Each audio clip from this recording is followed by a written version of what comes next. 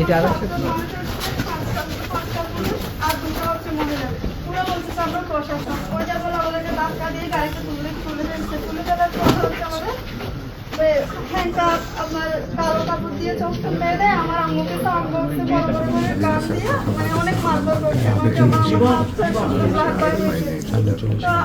ওইখানে আমি বলতেছি আমার আম্মুকে এইভাবে মারতেছি কেন, কি আমাদের কি অপরাধ? বলতেছি তোর মায়ের সম্পদ লাগবে, তোর মায়ের ব্যাংকে সব টাকা লাগবে, 5 দিন পরে তোর মাকে আমরা বাসে দিয়ে দিব। ওইরকম বলে 1 ঘন্টার মতো গাড়িতে আমাকে রেড টোটা আনছে।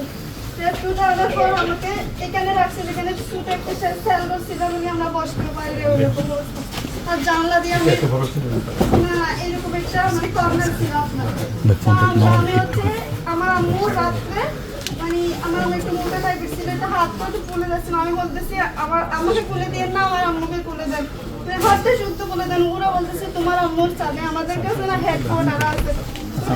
আমার বাথরুম এসছে, আমি বাথরুম এসছে একটু খুলে দেন। আমি অনেক চিৎকার চেঁচার বলছি, আমাদের পায়ে শুধু ধরছি, খুলে দেন। তারপর আমার আম্মুর ওয়াশরুম আমি করে এই পাশ দিয়েছি, ওই সাইডে গেছি। এটা হচ্ছে অনেকগুলো টাইপের মেয়ে হসপিটাল আছে না, ওইরকম একটা সিট অনেকগুলো সিট ছিল। তো আমরা বাথরুম করে এসেছি, পুরো আমি র্যাবের কাপড় পরছি, এরকম কালো দিচ্ছি আর এখানে র্যাব লেখা আছে ওইরকম দিচ্ছি আর কাজ শিখছি। তখন আমি সবগুলো দেখেই পেয়েছি, কারণ ওই সময় সবটাই ইয়ে করে আমার একদিন এক রাত্রে আবার ওই দিন রাত্রে আমার আম্মুকে মারা হয়েছিল, আবার মারছে, কিন্তু আমাকে কিচ্ছু করে নাই, সব আমার আম্মুকে। একজন মহিলাকে মারছে, আপনার একজন পুরুষ, এত বড় একটা পুরুষ আমার আম্মুকে মারছে আমার সামনে, কিন্তু আমি কিছু করতে পারি না। তারপরে একদিন এক রাত রাখার পর মাগরিবের পর আমার আম্মুকে আর আমাকে আবার বাইর করছে।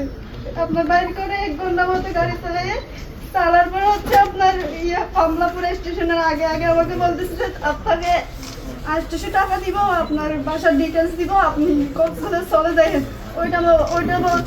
ওইটা মানে মুখ থেকে ইয়া করে না, আমাকে লাথি মেরে ফেলে দিছে গাড়ি থেকে, ধাক্কা দিয়ে ফেলে দিছে গাড়ি থেকে। আমি অজ্ঞান হয়ে যায়, একটা ইমাম সামনে আমাকে পাইছিল, পাওয়ার পর বাস কাউন্টারে গেছার পর আমার নাম্বার টাম্বার নিয়ে আমার আব্বুদারকে কল দিছে, কল দেওয়ার পরে আসছে। আমরা আবার ওই দিন রাত্রে সকালে আমরা আবার রেড টুতে আসছিলাম। আসার পর আমি একদম মানুষকে এখানে সিঁড়ি ফেলছি, ওরা আমাকে এইভাবে ধরে ধাক্কা দিয়ে আবার বাইর করে ফেলছে। তখন থেকে এখন 9 বছর প্লাস আমার আম্মুর কোনো খোঁজ নাই। আমরা এখন জীবিত ওনার মৃত কিচ্ছু জানি না।